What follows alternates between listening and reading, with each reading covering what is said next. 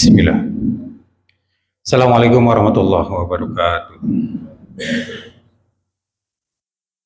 Alhamdulillah, innal hamdalillah nahmaduhu wa nasta'inuhu wa nastaghfiruh wa na'udzu billahi min shururi anfusina wa min sayyiati a'malina may yahdihillahu fala mudilla lahu wa may yudlil fala hadiya lahu. Asyhadu an la ilaha illallah wahdahu la syarikalah wa asyhadu anna Muhammadan abduhu wa rasuluh. Allahumma sholli ala Muhammad wa ala ali Muhammad. Sallallahu ta'ala fil Qur'anil azim. A'udzubillahi minasyaitonir rajim. Inna anzalnahu fi lailatul qadr. Wa ma adraka ma lailatul qadr. Lailatul qadri khairum min alfi syahr. Tanazzalul malaikatu warruhu fiha bi'izni rabbihim min kulli amr. Salamun hiya hatta matla'il fajr. Hadirin sidang salat tarawih yang Allah muliakan, alhamdulillah malam ini adalah kita memasuki malam ke-20 ya. Bulan Ramadan, artinya tinggal 10 hari lagi kita menuntaskan som Ramadan di tahun ini. Sidang salat tarawih yang Allah muliakan, penting kita ketahui bahwa bulan Ramadan itu adalah juga identik tidak sekedar berpuasa, tetapi Ramadan adalah satu kesatuan dengan Al-Quran. Sehingga juga bulan Ramadan disebut bulan Al-Quran, Syahrul Al-Quran. Inti daripada Ramadan adalah kita diingatkan bahwa bulan Ramadan ini adalah bulan waktunya mentadabburi Al-Quran lebih daripada bulan-bulan sebelumnya. Kenapa bulan Ramadan itu disebut juga dengan bulan Quran? Karena memang di bulan Ramadan adalah bulan diturunkannya Al-Quran. Beberapa hari lalu di Indonesia dikenang adanya peringatan nuzul Quran di tanggal 17 Ramadan. Ini di Indonesia. Artinya nuzul Quran, turunnya Al-Quran adalah di bulan Ramadan pada pertengahan. Yang pasti bahwa bulan Ramadan adalah bulan diturunkannya Al-Quran sebagaimana firman Allah di dalam surat Al-Baqarah ayat 185. Syahrul Ramadan alladzi unzila fihil Qur'an hudal linnas wa bainati minal huda wal furqan. Syahrul Ramadan alladzi unzila fil Qur'an. Bulan Ramadan adalah bulan diturunkannya Al-Quran. Hudal linnas, petunjuk bagi manusia. Wa bainati minal huda, beserta penjelasan-penjelasan dari petunjuk itu. Wal furqan, dan ia menjadi pembeda antara hak dan batil, pembeda antara halal dan haram, pembeda antara benar dan salah, dan pembeda ya,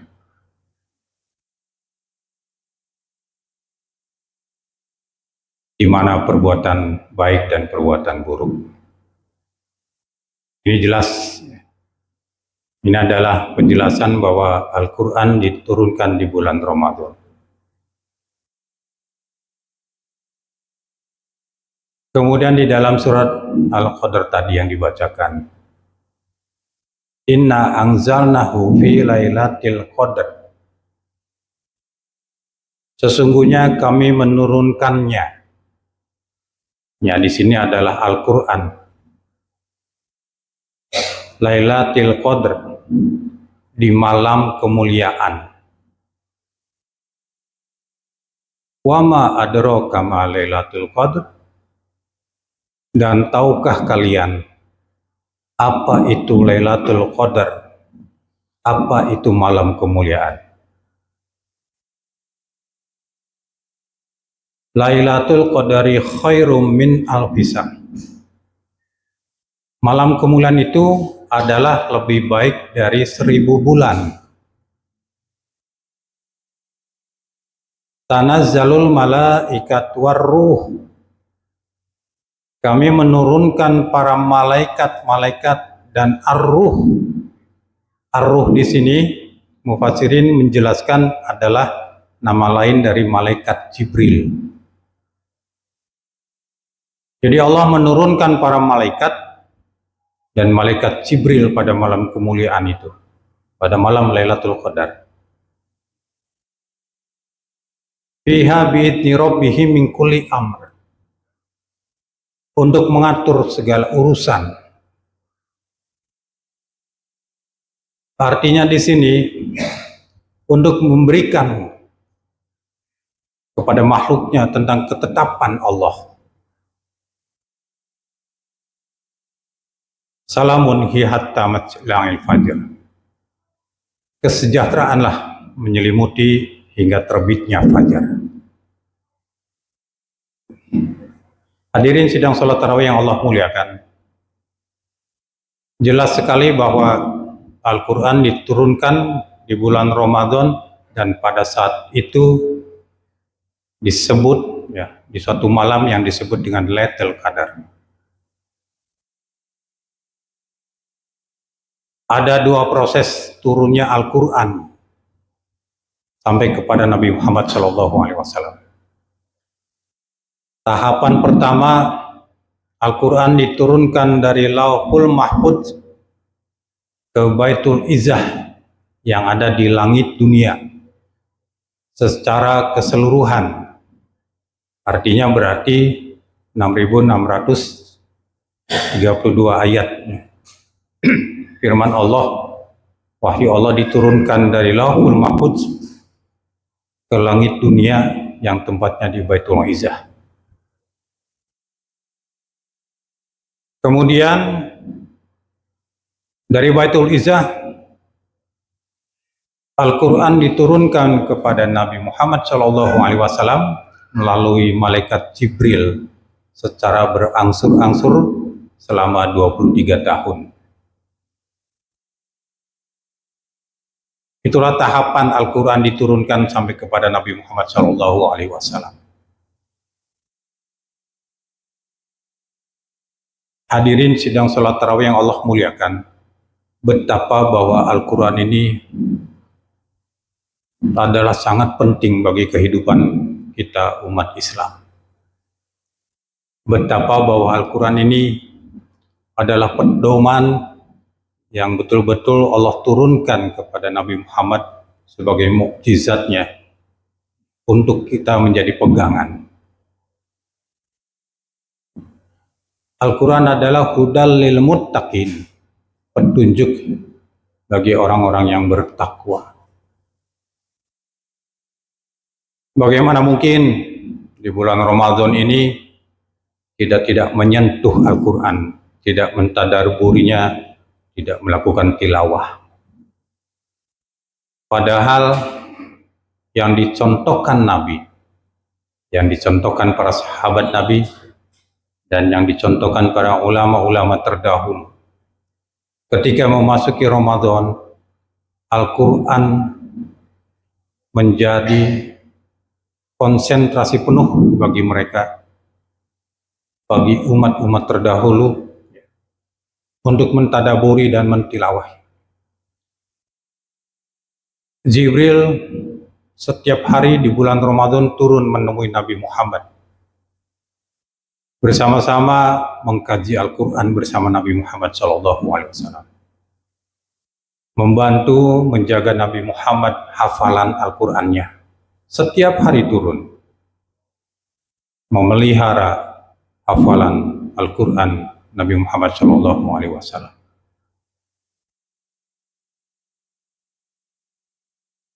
Kalau kita perhatikan para ulama terdahulu, Imam Syafi'i. Imam Syafi'i adalah pendiri mazhab Syafi'i, yang mayoritas mazhab Syafi'i ini dianut oleh umat Islam di Indonesia. Setiap kali memasuki Ramadan, beliau menghatamkan bacaan Al-Quran itu 60 kali selama 30 hari di bulan Ramadan. Artinya apa? 1 hari 2 kali khatam. Itu Imam Syafi'i. Siang 1 kali khatam, malam 1 kali khatam. Demikian juga Imam Malik dan imam-imam yang lainnya. Ada yang 3 hari sekali menghatamkan Al-Quran. Jadi artinya bahwa Al-Quran itu menjadi sangat penting di bulan Ramadan ini. Karena demikian pentingnya, karena Al-Quran diturunkan di bulan Ramadan, dan Al-Quran adalah petunjuk, hudalinas, petunjuk bagi manusia. Di samping hudalil muttaqin, petunjuk bagi orang-orang yang bertakwa. Karena di dalamnya ada ilmu pengetahuan yang sangat luas. Di dalamnya ada tauhid, ada akidah, ada syariat.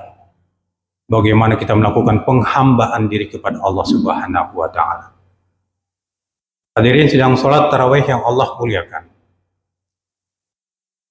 Wahyu pertama yang diterima Nabi Muhammad SAW adalah di bulan Ramadan di Gua Hira.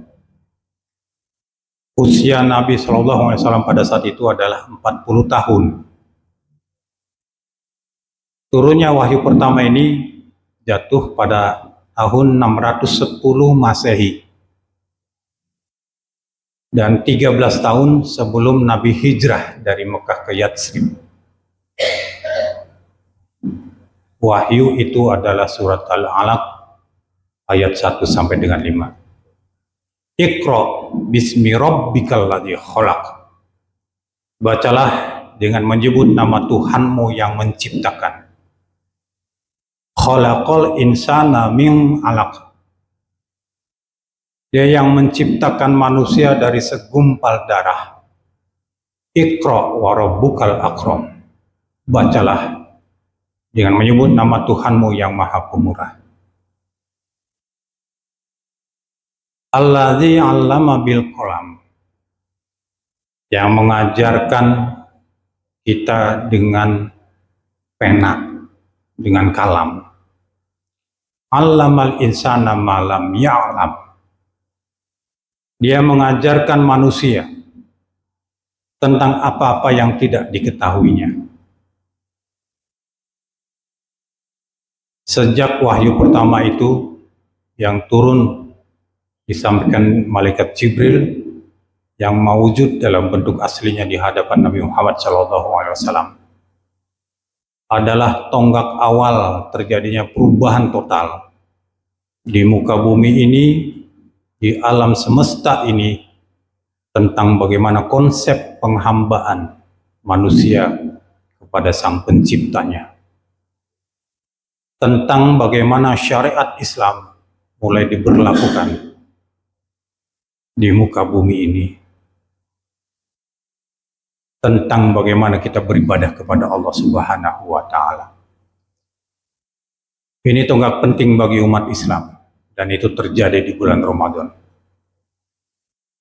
Sehingga diingatkan kembali bagaimana mungkin kita tidak menyentuh Al-Quran, kita tidak membacanya, kita tidak mengenalnya, kita tidak mendadaburi Al-Quran di bulan Ramadan. Karena sesungguhnya justru Ramadan ini adalah bulan Al-Quran yang semestinya harus kita baca minimalnya. Sudahkah kita membaca Al-Quran? Sudahkah kita menghatamkan sampai hari ke-20 ini Al-Quran? Sudah berapa juz kita baca?